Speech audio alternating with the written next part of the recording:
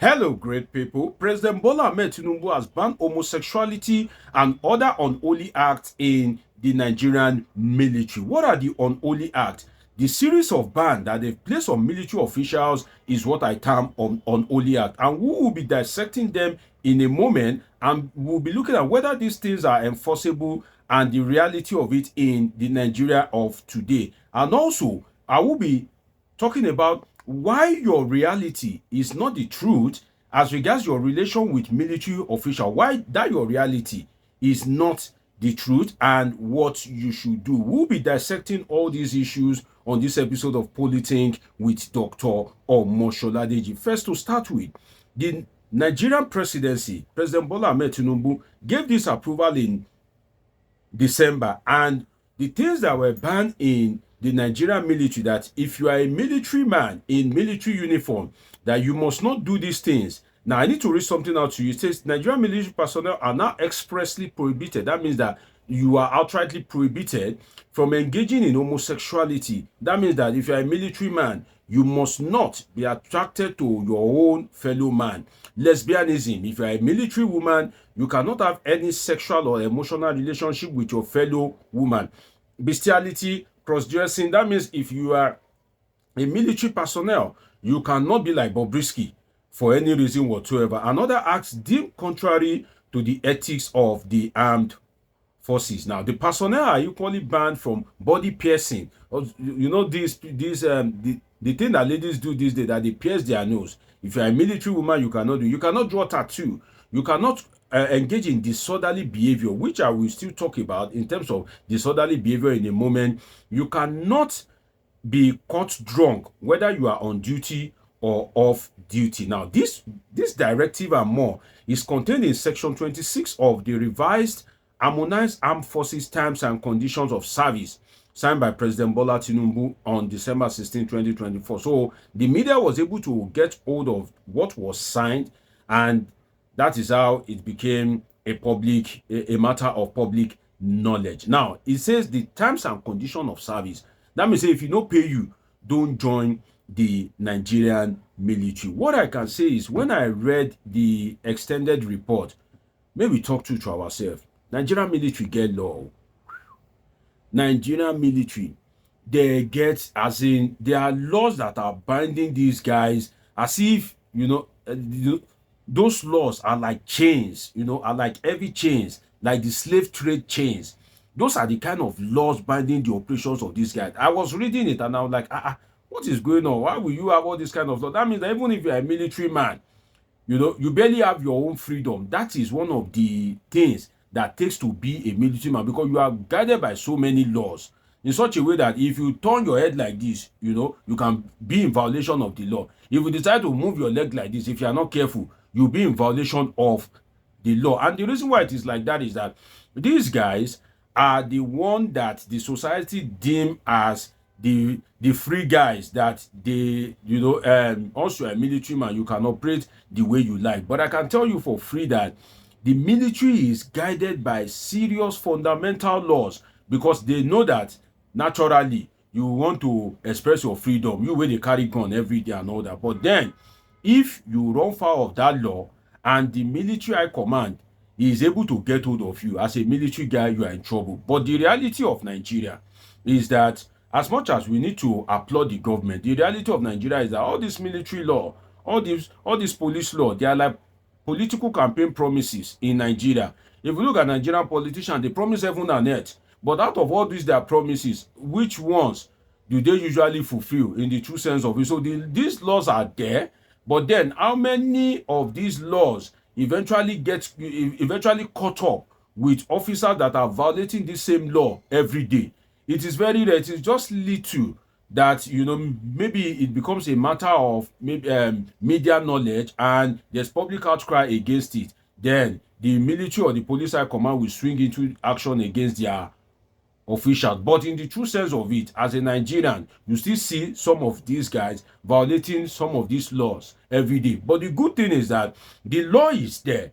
So if you, as a police or military officer, you are doing something wrong, the law is there. So the day that you will be unlucky and your superiors or your high command will get hold of you, you know that that day you are in hot soup. So there's no excuse because the law is already there. So if the law is not there, you can be finding excuse. So maybe because it is a military or all this military and paramilitary organization, maybe that's why they are putting everything in black and white. So that at the end of the day, you will have nothing to say. In fact, I'm sorry, it won't be something right to say as a police officer because you can't say that you did not know what you are doing. But Nigerian military has a lot of law. Now, let us look at this homosexuality ban, which is something of attraction. You see, homosexuality is when a man is interested in a fellow man.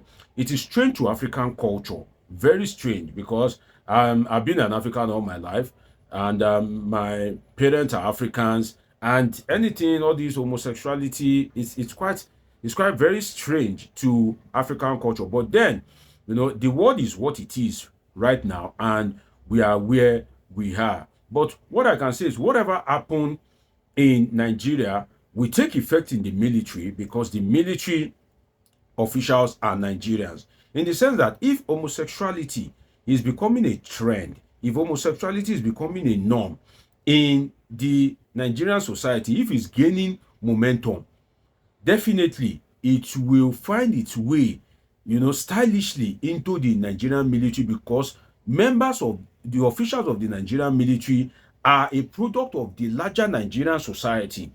So that's why you will see that sometimes if you have some silly people among the citizenries, you will also find some silly people in the military because the military will come and take from the citizen, and the military can only do their best in terms of recruiting. So there may be one or two loose guards that at the end of the day, one or two of them will find their way into the military. Nigerian military, to the best of my knowledge, there's no foreigner in the Nigerian military. I stand to be corrected. I don't think we are sophisticated to that extent like the US, that you find citizens of other country joining their military. The Nigerian military, I think, is exclusively for Nigerians. But what I can say is banning it means there have been cases of it in the Nigerian military, or it has high potential to spread.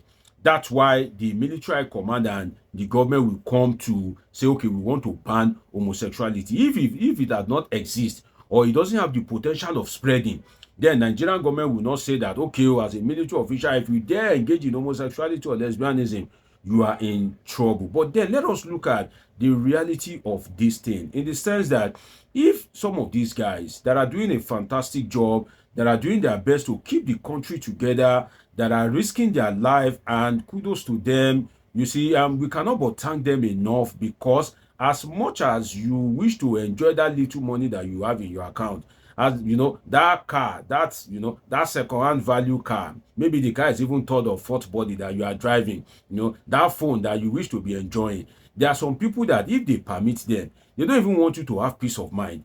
And it is the military, it is the police that are risking their life to counter these guys, just so that you can be able to live that peaceful life of freedom, so that that money that you have, you can enjoy it, you can have time with your family, you can go out and smile, and return back to work peacefully. It is because some people are at the battlefront. There are some people that they don't even want you to have peace of mind. So if the military guys are not risking their life in those battlefront, you will not have that peace of mind that you have. The reality is there are people that want to take that peace of mind away from you. There are people that want to enslave you, whether out of their personal greed, whether out of religious fundamentalism or extremism. So the people that are now risking their life to make sure these things don't happen, well, we can't but appreciate them. In the true sense of it, it is not easy to be a military man, to be a policeman in a country like Nigeria. Some of you may not like this thing that I'm saying, but I pray that anarchy does not happen. If anarchy happens, you will understand what I'm saying. The little issue that happened during NSAS, right? Now, the protest was legitimate, but do you know how many people lost their businesses because hoodlums took advantage of it? Especially, I watched a video in Surulere area whereby they looted all the shops dry. On the island, they looted the expensive shops dry. Why? Because there was an issue with the police at that time. Now, that's just a little issue. Now think that the police decided, okay, we are not even working again. So long as these guys are protecting us, we should appreciate them. And that is why when you see any police or any military guy, if you see the bad eggs, just pray that the law, their code of conduct should catch up with him, because there are strong laws guiding the operations of the police and the military. What I can say again is that, you see, if you don't want military guys to be homosexuals, to be lesbians, give them a balanced life.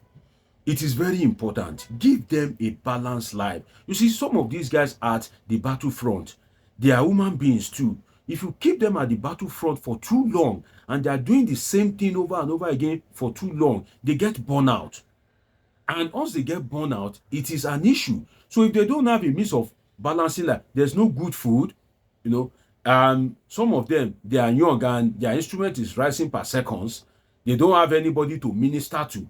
See, these are realities of life. So give them a balanced life. Don't let them get burnout. Can we have a situation whereby if you go to the battlefield or you are at the forefront, can we have a situation whereby there can be early swap, that okay, you can only spend so month, then they will change you with other guys so that you too can go and relax, enjoy your time with your friends and family. Because if you don't have a balanced life, it's always a problem, and that is where all this homosexuality, lesbianism usually comes into play. So give them a balanced life.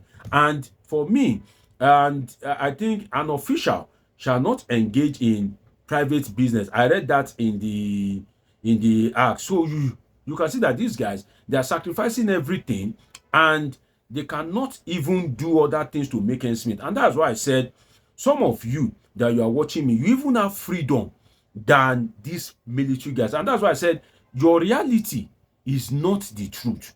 In the sense that what you see is that, oh, military guys, they are very okay, nobody can hold them to book. They just live their life the way they like. They pass one way. They are just, you have any little issue with them, they want to beat you up, they want to harass you. So in your own mind, the military guys are lawless. That is your own reality. And it is the reality because that is what you have always witnessed all your life. That is what you have always seen. But the truth is that your reality is not the truth. The truth is that there are laws that are guiding the operations and conduct of these guys. It's just that those laws are like the Nigerian political campaign promises that usually don't get fulfilled. That is just the thing. But there are salient laws guiding the operations of these guys. Now, what you should now do for your truth, for the truth to now be your own reality, is that always pray that any of these officers that violate the law, that law should catch up with them. Because I can tell you that if the law catches up with them, they are in very serious soup. Because the Nigerian military have a lot of laws that are guiding the operations of its officers. So don't let us always cause the military, the police, because they are doing a fantastic job. It's not easy. Every day you go from work, you are ministering to your wife, your children will tell you, oh, daddy, welcome, daddy. But there are some guys at the battlefront that they are there. They don't even know whether they will live to see the next day. Imagine the psychology of the job. That you are at the battlefront, you are facing bandits, terrorists, ISWAP, Boko Haram, and you are a living being now. You are not sure that you will see this time tomorrow. But as a private citizen, the probability that you will see this time tomorrow is a little bit high. Except, God just want to say, okay, return home, my glorious son or daughter. But in the reality, the probability that you will see this time tomorrow is very high. But for the Nigerian military, it's not that high.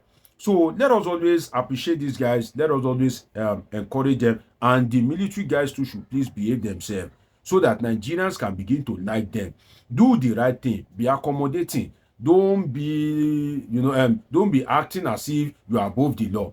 Then Nigerians will begin to like and appreciate you the more. It's been an interesting time with you on this episode of Politics with Dr. Omoshodadeji. Dr. Deji is a political scientist with a PhD in political science, and this is where we relax to dissect politics and happenings in the polity. Do want to subscribe, turn on your notification button, catch up with my past videos, and of course, I have great, interesting videos coming your way. Till I see you again, always remember that I love you all sincerely.